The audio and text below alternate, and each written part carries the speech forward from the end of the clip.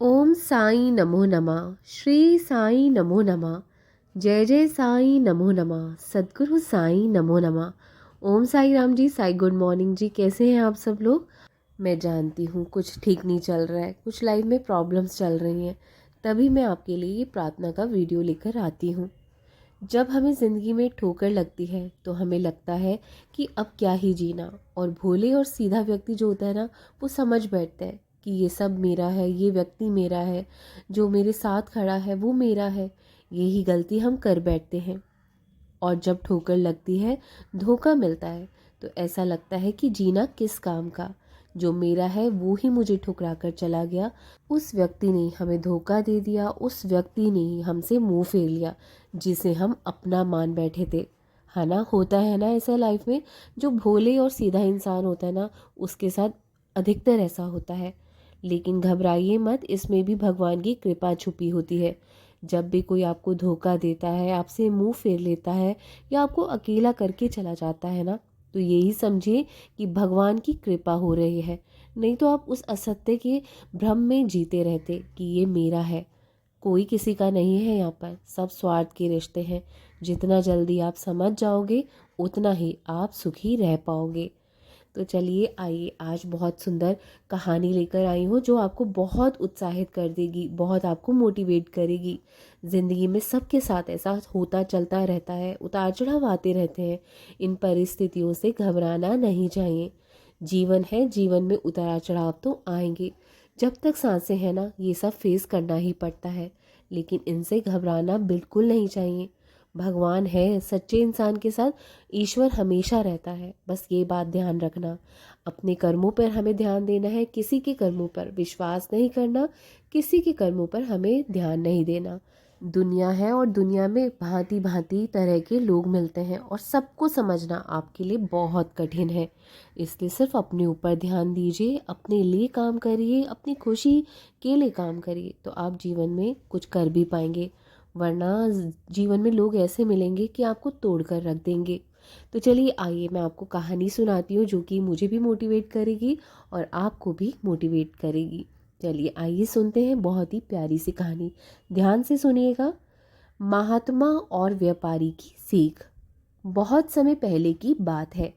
एक छोटे से गांव में एक संत महात्मा रहते थे, जो अपनी सादगी और ज्ञान के लिए प्रसिद्ध थे। लोग दूर दूर से उनके दर्शन करने और आध्यात्मिक मार्गदर्शन प्राप्त करने आते थे। उनके प्रवचनों से लोग जीवन की सच्चाई को समझते और अपने दुखों से मुक्ति पाने का प्रयास करते। व्यापारी की समस्या। उसी गांव में एक धनी व्यापारी भी रहता था। उसके पास अपार धन संपत्ति थी, मगर फिर भी वह सदैव चिंतित और परेशान रहता था।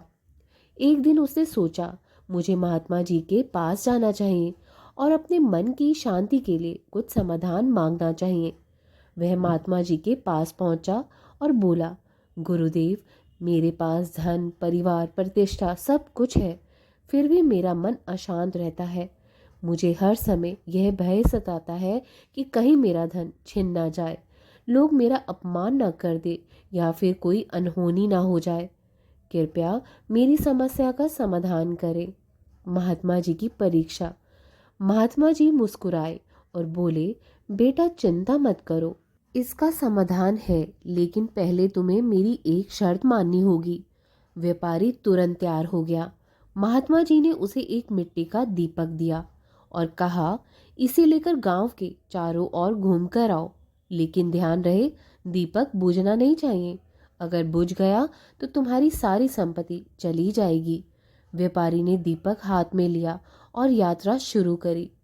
रास्ते में हवा के झोंके आते, लेकिन वह पूरे ध्यान से दीपक की लौ को बचाता रहा। गांव के लोग उसे बुलाते, मगर वह किसी से बात नहीं करता। उसकी पूरी चेतना सिर्फ इस बात पर थी कि दीपक बुझना नहीं चाहिए। महात्मा जी की सीख।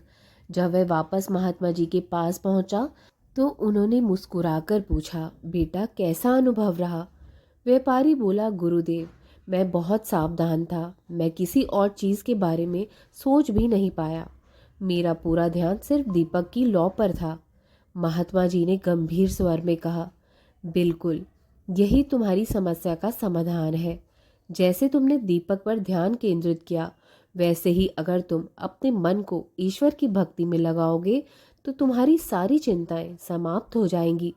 तुमने देखा, जब तुम्हारा ध्यान एक ही चीज पर केंद्रित था तो बाकी दुनिया के बारे में तुमने चिंता नहीं की।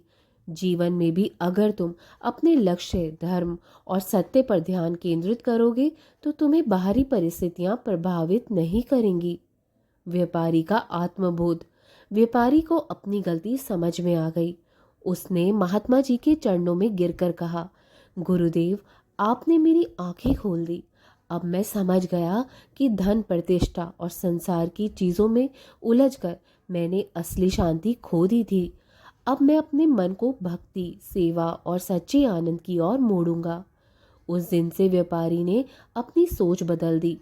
वह पहले की तरह धन अर्जित करता, लेकिन अब वह आध्यात्मिक रूप से भी संतुलित रहने लगा। धीरे धीरे उसकी सारी चिंताएं समाप्त हो गई और वह सुख शांति से जीवन व्यतीत करने लगा। तो दोस्तों, हमें इस कहानी से बहुत ही सुंदर सीख मिलती है। हमें ये शिक्षा मिलती है कि मन की शांति बाहरी चीज़ों से नहीं, बल्कि आंतरिक संतुलन और ईश्वर की भक्ति में है। जब हम अपनी चेतना को सही दिशा में लगाते हैं तो संसार की चिंताएं हमें परेशान नहीं कर पाती। तो ऐसे ही हम भी अपने बाबा को वचन देते हैं, बाबा से वादा करते हैं कि हम अपनी जो चिंता है उसको साइड में रखकर अपने जो मन है, अपना मस्तिष्क है, वो बाबा के चरणों में लगाते हैं। तो तब हम अपने जीवन में खुश भी रह पाएंगे और आगे भी बढ़ पाएंगे। तो दोस्तों, आज की कहानी आपको कैसे लगी ज़रूर बताइएगा कमेंट बॉक्स में। मुझे आपके कमेंट्स का इंतज़ार रहता है, जिससे मैं आपके लिए और भी इंटरेस्टिंग और इंस्पिरेशनल स्टोरीज़ लेकर आ पाऊँ। तो ज़रूर बताइएगा कमेंट बॉक्स में कि आपको आज का स्टोरी कैसी लगी, कहानी कैसी लगी। और जिनके नाम आज नहीं आ पाएंगे वो बिल्कुल निराश हताश मत होइएगा। अपनी बारी का इंतज़ार करिए, आपकी भी प्रार्थना स्वीकार ज़रूर होगी, आपकी भी मनोकामना ज़रूर स्वीकार होगी। तो चलिए, आइए जिन जिन के नाम आए हुए हैं उनके नाम की अर्जी लगाते हैं, अरदास लगाते हैं आज के शुभ दिन पर। आज थर्सडे का भी दिन है, बाबा का गुरुवार का दिन है। वैसे तो सारे दिन बाबा के ही हैं, लेकिन आज का कुछ अलग ही हमारे लिए स्पेशल दिन है। हमें गुरुवार के दिन का अलग से ही इंतज़ार रहता है, क्योंकि आज हमारे बाबा का दिन है। तो हैप्पी थर्सडे सभी को, शुभ गुरुवार सभी को। आज के दिन की मंगल कामनाएं मेरी आपके साथ हैं। तो चलिए आइए, पहला नाम है खुशी जी का, दीक्षी जी और देवनीत जी का, जो कि मीनाक्षी जी के बच्चे हैं, उनके लिए अरदास लगाते हैं। और सेकंड नेम है स्वीकृति जी, शुभ्रदेव जी का, जो कि जीवनमय साहू जी के हैं बच्चे। और थर्ड नेम है स्वाति वासनिक जी और पुष्पा वासनिक जी का। फोर्थ नेम है वर्षा प्रजापति जी, हेम जी, मयूर जी। फिफ्थ नेम है शोभा सिंह जी। सिक्स्थ नेम है दीपाली शर्मा जी। सेवेंथ नेम है सुहाना जी। एट्थ नेम है जॉय खुराना जी। नाइन्थ नेम है रानी बेहरा जी। टेंथ नेम है संजना आर्या जी। 11th नेम है पूनम जायसवाल जी। 12th नेम है पूनम प्रजापति जी। 13th नेम है परवीन कुमार जी। 14th नेम है झरना जयपुरी जी। 15th नेम है लूसी मोहंती जी। 16th नेम है शुभम पटनायक जी। 17th नेम है स्वयं दिलीप जी, मिंती जी, शांति लता जी। 18th नेम है शोभा सिंह जी। 19th नेम है स्वरूप रानी डोले जी। 20 नेम है खुशबू जी। और 21 नेम है नीलम जी। तो ये थे आज के 21 नाम, जो कि बाबा के चरणों में अरदास के लिए आए हुए हैं। और जिनके नाम नहीं आएंगे वो नाम चिंतन करिए, बाबा का जाप करिए, नाम जाप करिए। नाम जाप में बहुत शक्ति है, बहुत हिम्मत है। करके ज़रूर देखिए, देखना आपके दिन बदल जाएंगे, आपकी सारी मनोकामना बाबा अवश्य पूरी करेंगे। तो चलिए, आज के शुभ अवसर पे, शुभ दिन पर बाबा की अरदास लगाते हैं। सदा सदा साईं पिता मन में करो निवास, सच्चे हृदय से करूं तुमसे ये अरदास। कारण करता आप हो, सब कुछ तुम्हारी दात, साईं भरोसे मैं रहूं, तुम ही हो विदुमात। विषयों में मैं लीन हूँ, पापों का नहीं अंत, फिर भी तेरा तेरा हूँ, राख लियो भगवंत। राख लियो है राखन हारे, साईं गरीब निवास, तुझ बिन तेरे बाल के कौन सवारे काज। दया करो दया करो दया करो मेरे साईं, तुझ बिन मेरा कौन है, बाबा इस जग माही। मैं तो कुछ भी हूँ नहीं, सब कुछ तुम हो नाथ। अपने बच्चों के सर्वस्व प्रभु तुम, सदा रहो हमारे साथ। बाबा जी हमारे सदा रहो हमारे साथ। साइयाँ हमारे सदा रहो हमारे साथ। तो चलिए अनमोल 11 वचनों के साथ आज के शुभ दिन की शुरुआत करते हैं।